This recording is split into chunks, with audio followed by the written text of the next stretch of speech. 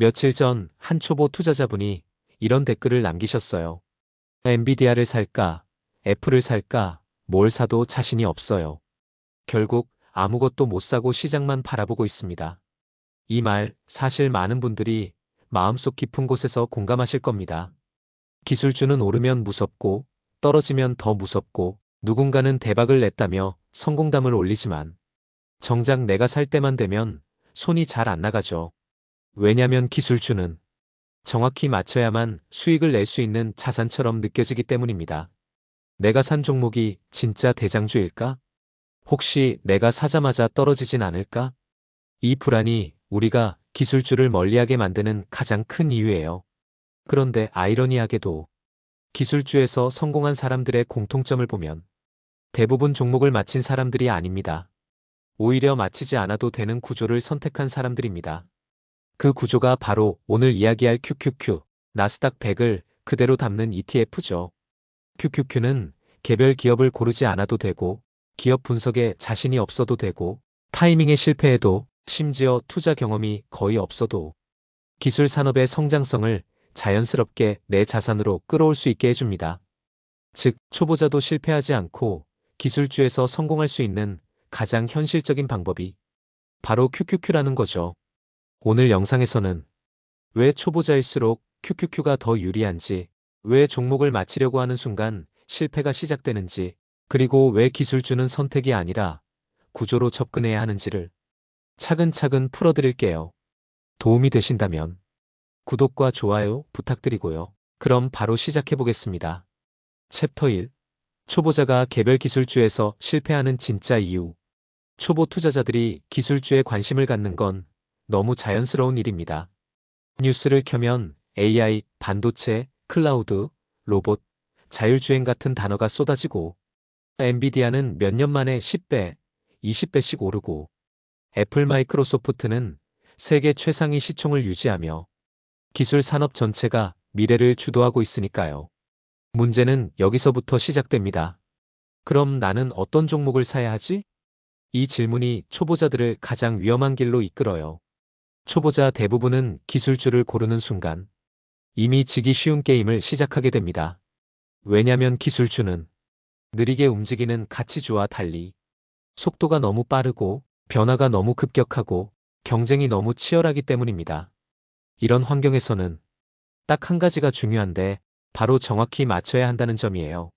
엔비디아가 오를지, 테슬라가 더 갈지, 애플이 다시 살아날지, 메타가 반등할지 정답을 못 맞히면 수익은커녕 손실이 나기 쉽습니다. 하지만 초보자는 이 맞히는 능력을 갖고 있지 않아요. 솔직히 말해서 전문가들도 매번 틀립니다. 여기서 초보자가 흔히 빠지는 패턴들이 등장합니다. 첫 번째, 이미 오른 종목을 추격 매수한다. 엔비디아가 급등하면 이번엔 내가 놓치지 말아야지라고 생각하고 뛰어듭니다. 하지만 추격 매수는 조정의 한가운데로 뛰어드는 경우가 많죠. 두 번째, 떨어지면 무서워서 못 산다. 조금만 떨어져도 겁이 나고 뉴스에 부정적인 내용이 나오면 여기서 더 떨어지는 거 아니야? 이 생각 때문에 매수 버튼을 못 누릅니다. 세 번째, 다음 대장주를 찾다가 실패한다. 누구나 다음 엔비디아는 무엇인가? 를 찾아 헤맵니다. 하지만 이런 예측 게임은 경험 많은 펀드 매니저들도 틀리고 월가 애널리스트들도 못 맞춥니다. 그러니 초보자가 맞출 가능성은 훨씬 더 낮죠. 결국 초보자가 개별 종목을 고르는 건 마치 눈 감고 관역 맞히기 같은 게임입니다. 어쩌다 한번 맞힐 수는 있지만 꾸준히 맞히는 건 거의 불가능에 가까워요. 기술주의 진짜 어려움은 기업 분석이 복잡한 게 아니라 이 산업의 승자와 패자가 너무 빨리 바뀐다는 점입니다. 10년 전 강자였던 기업들이 지금은 흔적도 없이 사라지는 경우가 많고 지금 시장을 주도하는 기업들도 앞으로 10년 뒤에 살아남을지 아무도 장담하지 못합니다. 바로 이런 이유 때문에 초보자가 개별 기술주로 성공하기는 정말 어렵습니다. 의지가 부족해서가 아니라 게임의 구조 자체가 어렵기 때문이에요. 그리고 문제는 초보자가 실패했다고 해서 기술주 투자를 포기하기엔 기술 산업의 성장성이 너무 크다는 점입니다. 여기서 많은 사람들이 딜레마에 빠집니다. 기술주는 사고 싶은데 종목은 못 고르겠고 타이밍은 모르겠고 바로 이 지점에서 초보자에게 가장 중요한 원칙이 하나 등장합니다. 기술주는 맞히는 게임이 아니라 전체 흐름을 통째로 담는 게임이라는 것.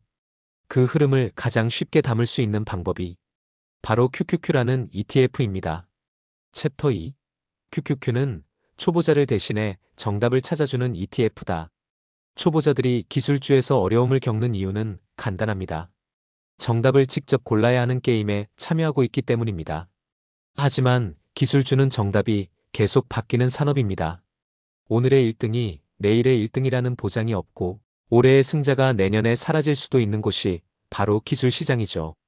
그래서 초보자가 기술주에서 성공하려면 정답을 맞히는 능력이 필요한 게 아니라 정답이 자동으로 바뀌는 구조가 필요합니다.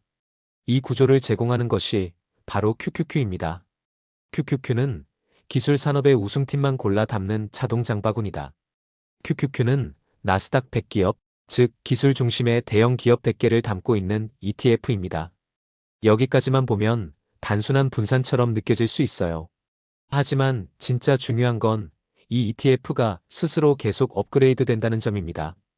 기술 산업에서 뒤처지는 기업이 생기면 지수에서 자연스럽게 제외되고 새로운 강자가 등장하면 지수에 편입됩니다. 초보자가 모르고 있어도 기업 분석을 못해도 나스닥의 변화 속도를 따라가지 못해도 ETF가 알아서 다음 시대의 기술 기업들을 챙겨 담아줍니다. 쉽게 말해서 초보자가 종목 고르기라는 어려운 문제를 해결하지 못해도 QQQ는 기술 산업의 흐름만 따라가면 되기 때문에 정답을 자동으로 모아주는 구조를 갖고 있는 거죠. 기술주는 계속 바뀌지만 QQQ는 항상 새로운 100개로 채워진다. 10년 전을 떠올려보면 지금처럼 엔비디아가 시장을 주도하리라 누구도 예측하지 못했습니다. 그때는 시스코, 인텔 같은 기업들이 강자였고 메타가 이렇게 올라올 거라 예상한 사람들도 많지 않았어요. 그리고 앞으로 10년 뒤에는 지금 우리가 알고 있는 이름들이 새로운 기업들로 대체될 가능성이 큽니다. 초보자에게 이 정도의 변화 속도를 맞추라는 건 불가능한 게임에 가깝습니다. 하지만 QQQ는 이 자동 교체 시스템 덕분에 언제든지 그 시대의 승자들로 포트폴리오가 채워지는 구조가 됩니다. 즉, 초보자가 기업을 바꾸고 조정할 필요가 없습니다. ETF가 알아서 합니다. 개별 종목은 정답 1개지만 QQQ는 정답 100개다.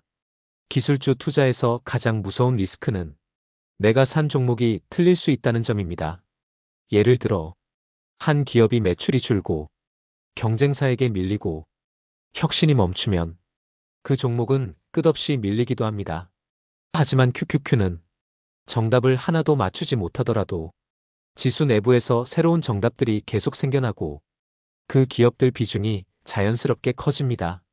초보자는 기업을 맞히는 게 아니라 ETF가 알아서 정답을 맞춰주는 구조를 활용하기만 하면 되는 것입니다.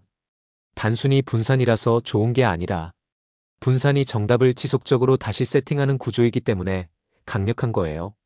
초보자는 기술 기업의 미래를 예측할 필요가 없다. 이 말은 굉장히 중요한 부분입니다. 초보자는 절대 애플의 미래를 예측할 필요가 없고 엔비디아의 적정 시총을 계산할 필요도 없고 다음 1등이 누가 될지 알 필요도 없습니다. 그런 고민은 월가 펀드 매니저들, AI 모델, 대형 투자기관들도 매번 틀립니다. 우리는 단지 기술 산업 전체의 성장 방향성만 보면 됩니다. 그리고 그 방향성은 데이터, AI, 클라우드, 반도체, 로봇 등 미래 산업이 빠르게 확장되고 있다는 사실 하나만으로 충분히 설명됩니다. 이 산업이 계속 커진다면 QQQ는 자연스럽게 커질 수밖에 없는 구조입니다. 초보자의 관점에서 이만큼 단순하고 자동이고 안정적인 선택은 없습니다. 챕터 3. 초보자가 QQQ로 성공할 수밖에 없는 3가지 구조적 이유. 초보자에게 가장 어려운 건 차트를 보는 것도 재무제표를 읽는 것도 아닙니다. 가장 어려운 건 심리적으로 버티는 것이에요. 기술주는 올라갈 때는 꿈을 주지만 내가 사고 나면 떨어지는 경우가 많아서 초보자는 늘 감정에 휘둘립니다. QQQ가 강력한 이유는 이 심리적인 장벽까지 해결해준다는 데 있습니다. 그냥 들고만 있어도 꾸준히 우상향하는 구조를 갖고 있기 때문이죠. 초보자가 QQQ를 선택하면 성공 확률이 크게 올라가는 이유를 세 가지로 정리해 보겠습니다. 1. 개별 종목보다 안정적인 변동성 버티기가 훨씬 쉽다. 초보자들이 개별 기술주에서 손실이 커지는 이유는 변동성을 견디지 못하기 때문이에요. 엔비디아든 테슬라든 메타든 주가가 하루에 510%씩 움직이는 일이 흔합니다. 초보자가 이런 출렁임을 견디기란 거의 불가능하죠. 반면 QQQ는 기술주들의 평균 흐름을 반영합니다. 개별 종목의 급등급락은 완충되고 지수 전체의 안정된 움직임만 반영되죠. 이 말은 초보자에게 가장 중요한 장기 보유, 이게 훨씬 쉬워진다는 뜻입니다. 버티는 사람이 결국 승리하는 시장에서 버티기 쉬운 자산을 고른다는 건 곧 성공으로 가는 가장 현실적인 전략이에요. 2. 기술 산업 전체의 성장 QQQ의 자연스러운 복리 상승. 기술주는 기업 하나가 갑자기 성장한다고 지수 전체가 움직이는 게 아닙니다. 산업 자체의 크기가 커지면서 지수가 자연스럽게 성장하는 구조예요. AI, 반도체, 데이터 센터, 클라우드, 로봇, 사이버 보안. 이 모든 기술들이 함께 성장하고 있고 서로 연결돼 있으며 서로의 성장을 밀어주는 구조입니다. 그 산업의 중심에 있는 기업들이 바로 QQQ 속 기업들이죠. 즉, 초보자는 산업의 성장 지수의 성장, 이 자연스러운 복리 구조만 이해해도 충분합니다. 기업 분석을 하지 않아도 ETF가 모든 변화를 알아서 반영합니다. 3. 타이밍 실패조차 크게 문제되지 않는다. 초보자들이 기술주에서 가장 많이 후회하는 한 문장이 있습니다. 아, 그때 살걸? 왜 떨어질 때 못 샀지? 또 놓쳤다? 이 타이밍 스트레스가 기술주 투자를 어렵게 만드는 진짜 이유예요. 하지만 QQQ는 굳이 타이밍을 맞출 필요가 없습니다. 왜냐면 기술 산업이 장기적으로 성장한다면 지수의 장기 상승은 결국 같은 방향을 가기 때문입니다. 당장 조금 비싸게 사도, 조금 늦게 사도, 조정 때 못 사도, 오래 들고 있으면 이 모든 실수는 시간이 자동으로 해결해 줍니다.